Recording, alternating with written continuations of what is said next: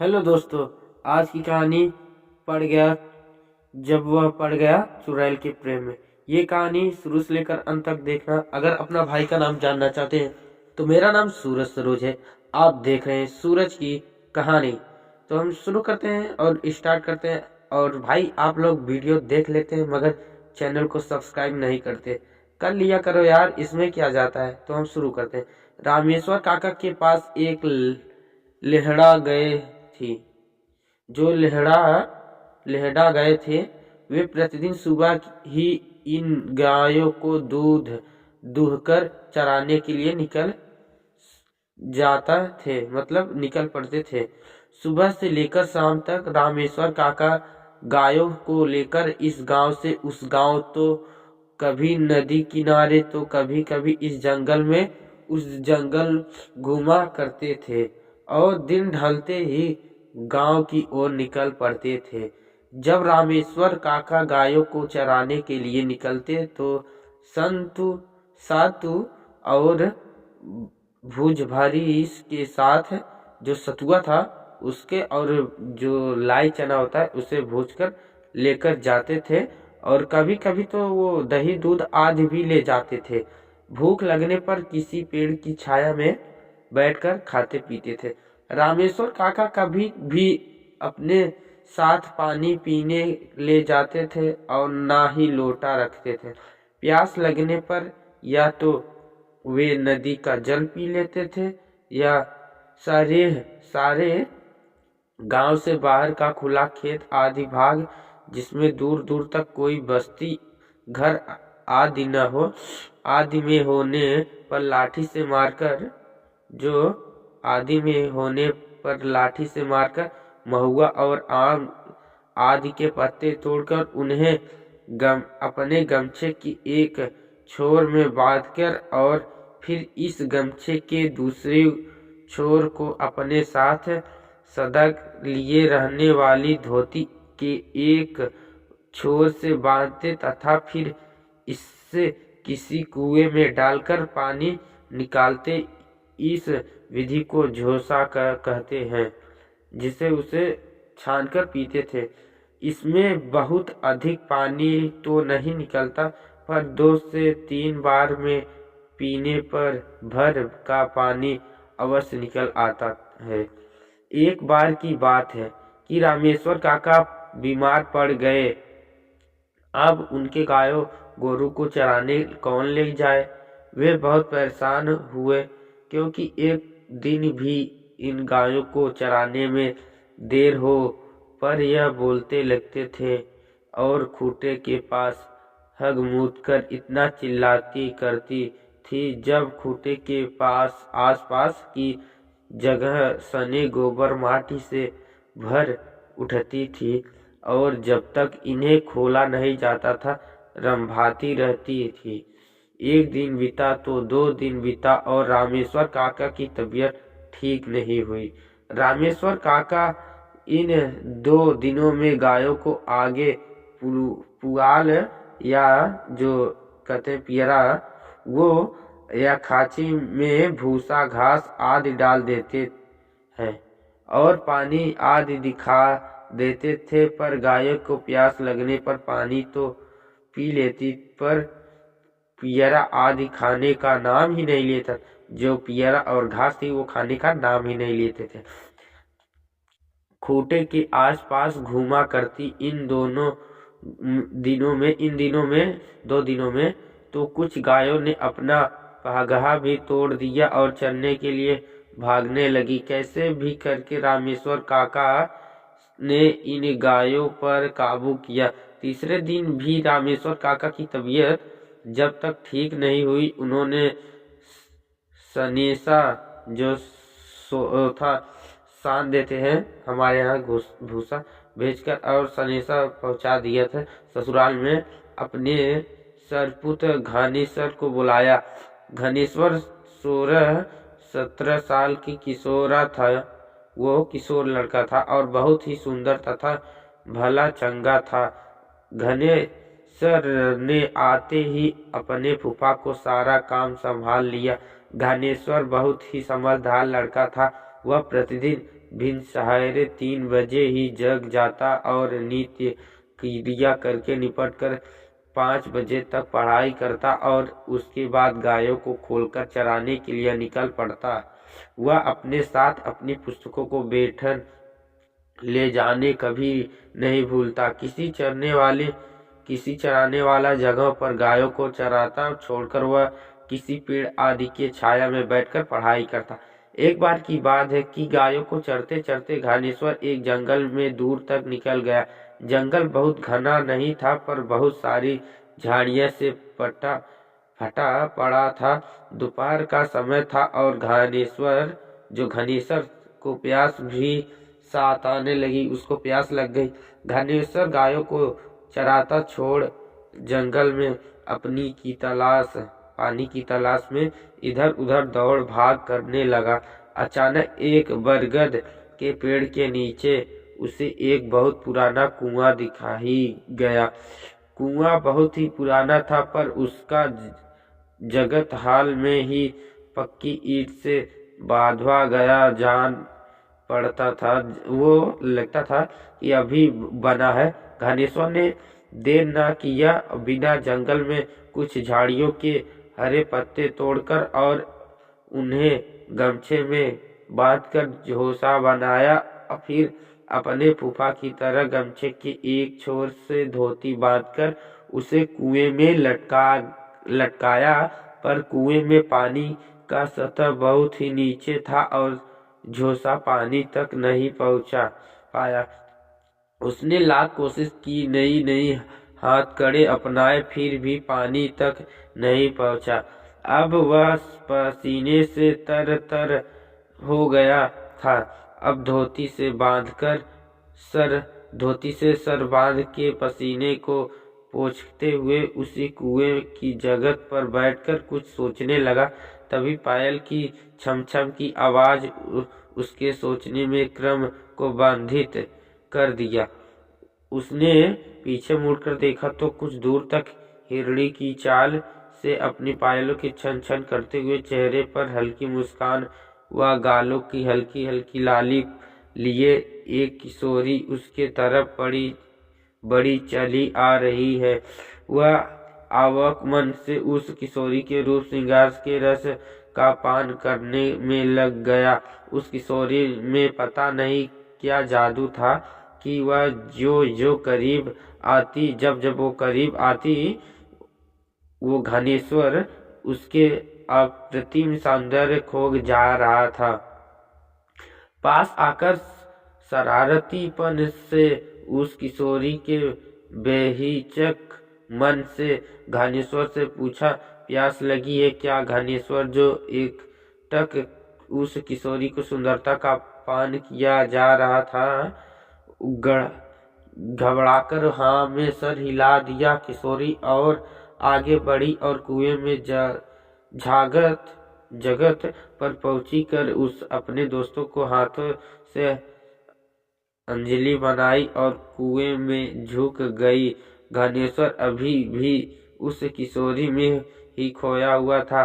दरअसल उस किशोरी में कुछ तो ऐसा था जो बरसस घानेश्वर को मदमस्त रहा करते थे, जा रहा था, अपनी तरफ आकर्षित किया जा रहा था। किशोरी ने कुएं की अपनी अंजलि पानी भर कर घानेश्वर को और बढ़ाई। घानेश्वर भी बिना कुछ बोले अपने हाथों की अंजलि बनाकर मुंह में सटा लिया।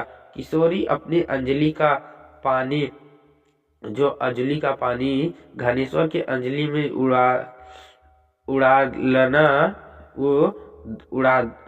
अडोरने लगी, मतलब वो डालने लगी शुरू किया और घानेश्वर की अमृत जल को पीना शुरू किया। हाँ, यह अलग बात है कि घानेश्वर की अंजलि से आधा पानी नीचे गिर जा रहा था, क्योंकि वह पानी पीने के साथ किशोरी के चेहरे पर आकर्षकता को भी एकटक पिए जा रहा था। ना उस किशोरी की अंजलि का पानी खत्म हो रही थी।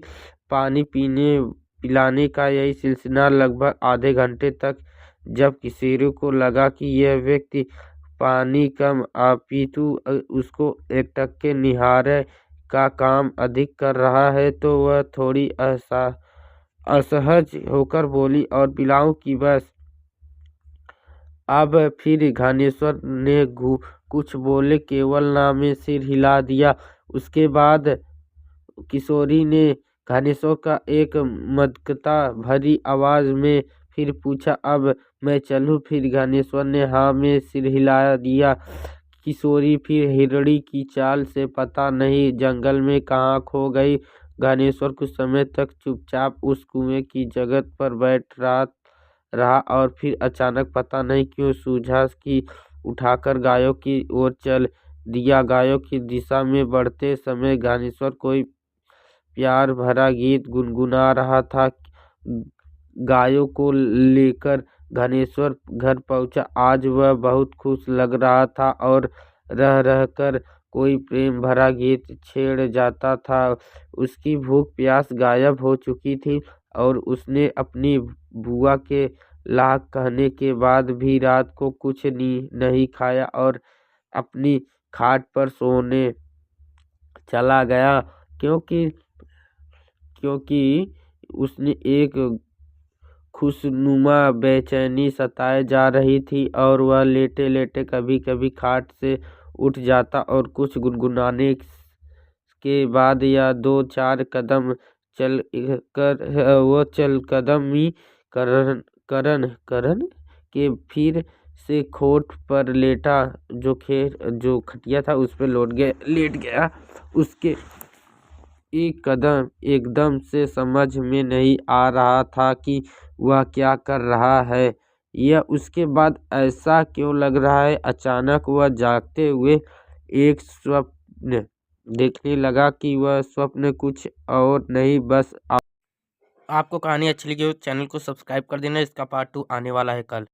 हेलो दोस्तों, आज पार्ट 2 आ चुका है, तो हम शुरू करते हैं पार्ट 2। और अपना भाई का नाम जानना चाहते हो तो मेरा नाम सूरज सरोज है। आप देख रहे हैं सूरज की कहानी आप पहले ही देख चुके हैं, तो हम बताते हैं, शुरू करते हैं। Let's do start.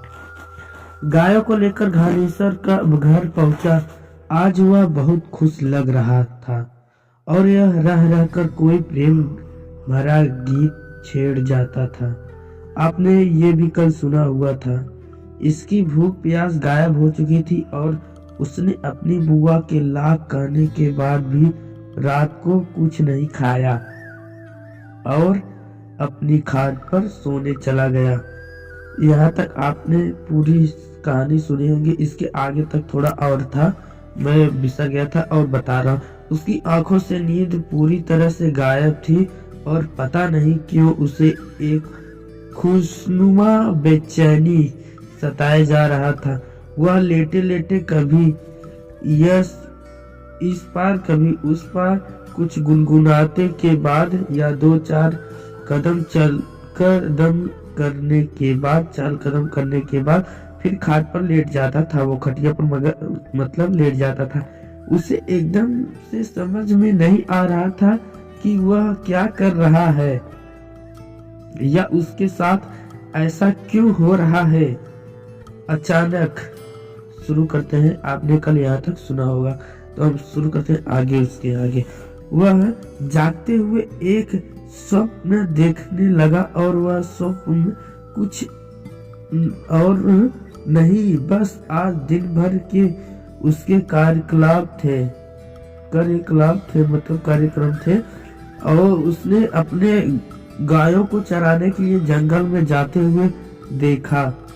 फिर कुएं के जागर पर बैठा देखा और फिर उसी किशोरी का आना और उसे पानी पिलाना।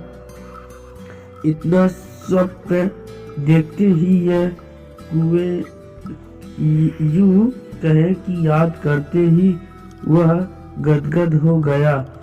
पर आगे घटित घटना को याद करके कुछ तो ऐसा हुआ कि उसे खाट मार गया और उसने थूक सटक ली। अचानक घानेश्वर को पता नहीं क्या सूझा कि वह डरकर उठकर बैठ गया। बिना देरी किए उसने सिर हिलाने रखी, माचिस से एक तीली निकाला और पास में रखी डेबरी को जला दिया। डेबरी के धुएं रोशनी में उसके माथे पर आई पसीने की बूंदों को साफ देखा जा सकता था। आप बता सकते हैं कि उसके साथ ऐसा क्यों हुआ? दरअसल उसके जहन में, वो जो शरीर में यह सवाल कुंदेर गया कि मन में यह सवाल कुंदेर गया कि वह किशोरी इतने गहरे कुएं से अपने हाथ की अंजलि बनाकर पानी कैसे निकाल दी,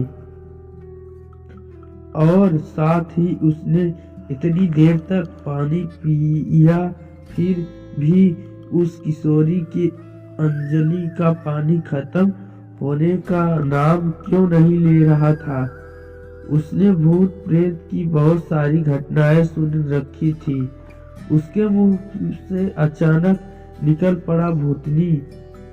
इसके बाद डरे सहमे घानेश्वर ने उस डिपडिपाती ऐसी टिमटिमाना की लगे कि अब कुछ बुझा गया। डेबरी के प्रकाश में ही बैठे बैठे रात गुजर दी। सुबह सुबह डरा सहमा घानेश्वर गायों को लेकर सरे की ओर निकल गया। उसके मन में एक कदम से सोच लिया कि वह भूलकर भी उस जंगल की ओर नहीं जाऊंगा, पर कहीं न कहीं उसके जहन में उस किशोरी की यादें अंगड़ाई ले रही थी। न चाहते हुए भी उस किशोरी का अनुपम सौंदर्यवान चेहरा उसकी आंखों में आगे घूम जाता और अपनी आकर्षकता को एहसास करा जाता। सारे में गायों को चराता छोड़ वहां पास में ही एक सूखी गढ़ी के किनारे एक आम के पेड़ के नीचे बैठकर उस किशोरी के बारे में सोचने लगा, और उसे पता नहीं क्यों ऐसा लग रहा था कि वह किशोरी को काफी समय से जानता है, वह उसकी परिचित है। उस किशोरी को संदेहपूर्ण शरारती चेहरा याद आते ही सहमा घानेश्वर मुस्कुरा देता। उस पेड़ के नीचे बैठे बैठे सोचने हुए घानेश्वर को पता ही नहीं चला कि कब सूर्य उसकी सर पर आ गई और डालियों पत्तों के बीच उसके उस साथ आंख मिचौली खेलने लगा। घानेश्वर उठा और गायों की ओर चल दिया। गायों को हाक कर एक पास करने के बाद पूरा एक लगे जब कर दिया गायों को हाक कर, तब पेड़ के नीचे आ गया। पेड़ के नीचे आकर घानेश्वर ने कंधे पर रखी धोती को दोहराकर बिछा दिया और गमछे का सर के नीचे लगाकर वही लेट गया। सरे में कुछ चरवाहे या किसान नजर आ रहे थे। डरने की कोई बात नहीं थी, क्योंकि दिन था और उस सूखी गढ़ी के किनारे राजमतियां काफी पेड़ों पर से गिरी सूखी लकड़ियों को एकत्रित कर रही थी। लेटे लेटे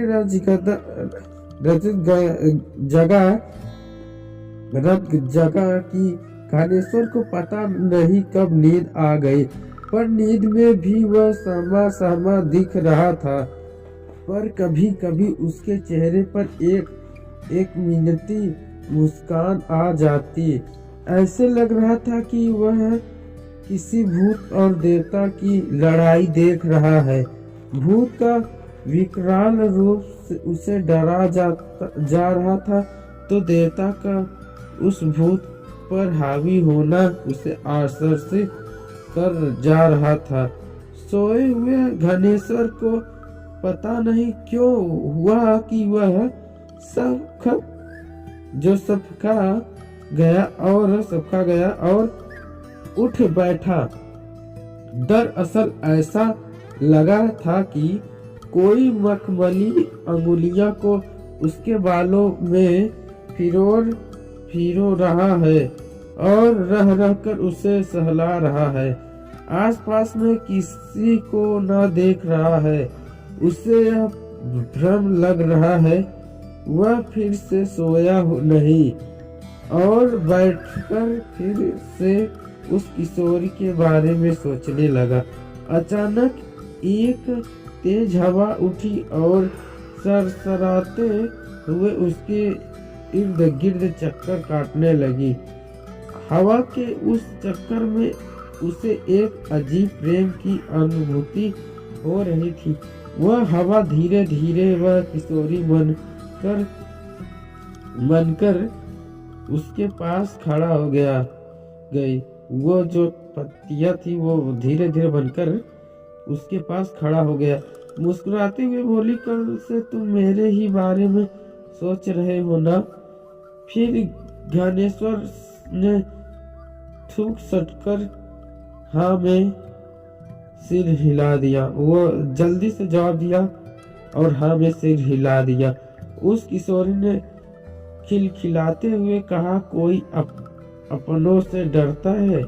मुझसे डरने की आवश्यकता नहीं।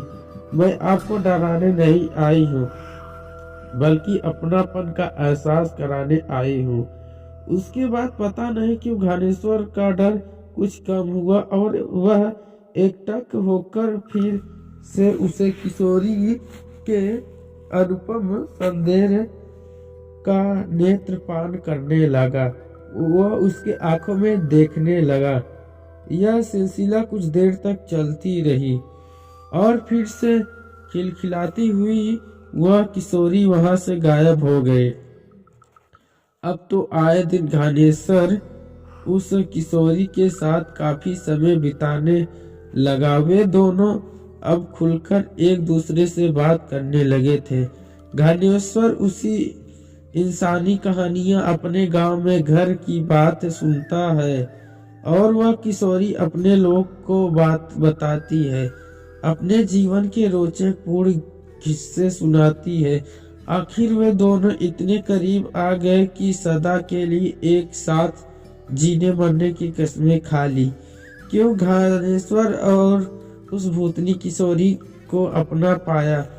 आखिर वह भूतनी अपने लोग की कौन कौन सी बातें ज्ञानेश्वर को बताई थी? इस सब रहस्यमय बातों से पर्दा इस कहानी के अगले और अंतिम भाग में उठा जाएगा। कैसी लगी यह भूतनी काल्पनिक कहानी?